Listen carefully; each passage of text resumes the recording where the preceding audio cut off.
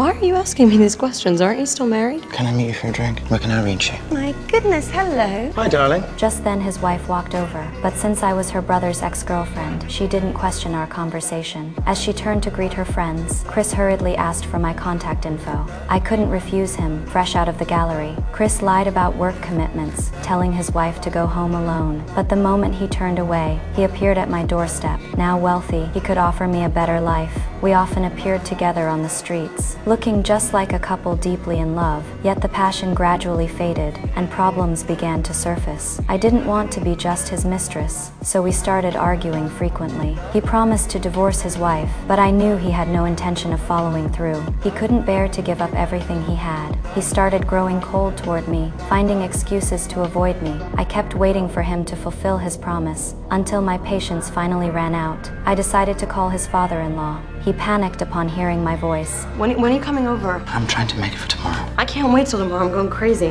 What the hell's the matter? I'm pregnant. I told him I was pregnant. Instead of joy, he showed only anxiety and terror. He feared the child would become my bargaining chip, feared the truth would be exposed. Christ, I can't get my wife pregnant no matter how hard I try, and the minute you're unprotected, I knock you up. Well, it's because you love me and you don't love her. Is that your interpretation? It's a child conceived out of genuine passion, not as part of some fertility project. Okay, well, I'll go with you and we'll get it sorted. I'm not doing that again. What's that supposed to mean? It's the third time. Early the next morning, I rushed to Chris's apartment building, intending to confess to his wife, but he wouldn't give me the chance, forcing me into a taxi. Back at the apartment, he swore he'd confess to his wife that very day. I waited expectantly for him to keep his word, but the next day, he sneaked into his father-in-law's warehouse and took a hunting rifle. Then he called me, saying everything was settled and to come home after work. I naively believed he'd finally fulfill his promise. I waited for him filled with joy, but I never imagined he'd arrive at the apartment early, carrying that hunting rifle.